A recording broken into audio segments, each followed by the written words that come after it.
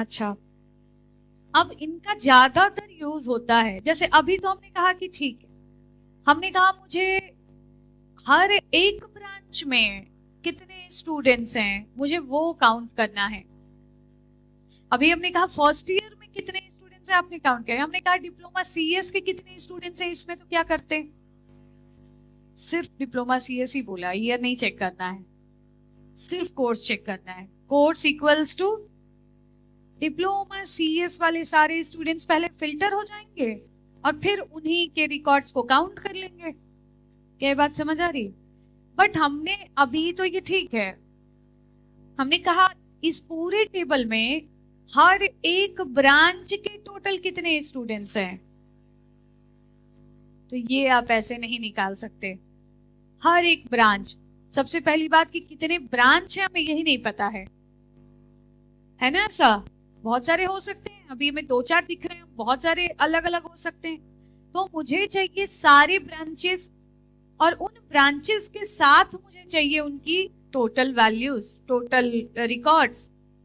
अब इस तरीके का जब किसी को भी समझ आ रहा है, अभी फिलहाल जितना आपने पढ़ा उसमें इस क्वेश्चन को सॉल्व कर सकते हैं, नहीं कर सकते, तो फिर हमें जरूरत पड़ेगी एक और क्लॉज। ये समझ आ गया 5-6 फंक्शंस अभी को, यही तरीका है। बस एक बात आपको ये ध्यान देना है कि अगर सेलेक्ट के साथ, सबसे पहली बात मैंने कहा कि मुझे उन सारे मुझे उस स्टूडेंट का रिकॉर्ड चाहिए जिसकी फीस सबसे लोवेस्ट फीस है। अब ध्यान से सुनो क्या बोला,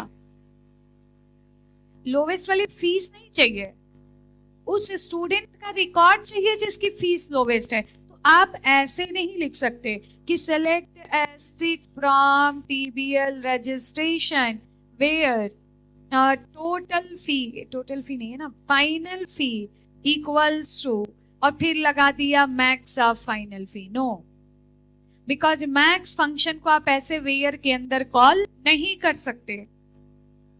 मैक्स फंक्शन को आप ऐसे वेयर क्लॉज के अंदर कॉल नहीं कर सकते।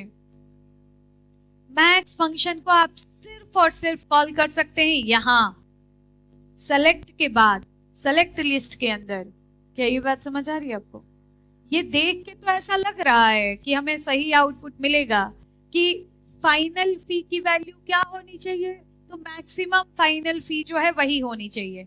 मैक्सिमम फाइनल फी है 6000, तो जिसकी फाइनल फी 6000 है वो सिलेक्ट हो गया। ऐसा लग रहा है ना, बट ऐसा नहीं है। क्यों नहीं है?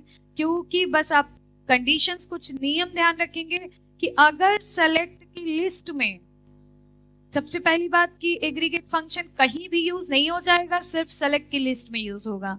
और अगर सेलेक्ट की लिस्ट में कोई एग्रीगेट फंक्शन आ गया, मैक्स, मीन, काउंट, एवरेज, ये आ गए अगर, तो फिर इसके साथ कोई डायरेक्ट कॉलम का नाम आप नहीं लिख सकते। फिर आप क्या कर सकते हैं, सिर्फ एग्रीगेट फंक्शंस ही कॉल कर सकते हैं। Are you getting the point? मतलब इस तरीके से आप एक साथ चाहें तो कई सारे फंक्शन लगा लें, मैक्स ऑफ फाइनल फी लगा लें, फिर मीन ऑफ फाइनल फी लगा लें, फिर आप एवरेज ऑफ फाइनल फी लगा लें, जो आपको काम करना है वो आप कर लें, लेकिन सारे एग्रीगेट फंक्शंस ही होने चाहिए। फिर आप ऐसा नहीं कर सकते कि अभी 3 वैल्यूज रिटर्न कर रहा है, आप ऐसा नहीं कर सकते कि एक कॉलम आपने कॉमा लगा के नेम लिख दिया। नहीं, नेम किसी एग्रीगेट फंक्शन के साथ आ सकता है, डायरेक्ट नहीं आ सकता। Is it okay? और दूसरा, एग्रीगेट फंक्शन कहीं भी नहीं लग सकता, सिर्फ सेलेक्ट के साथ, सेलेक्ट लिस्ट में ही यूज किया जाएगा।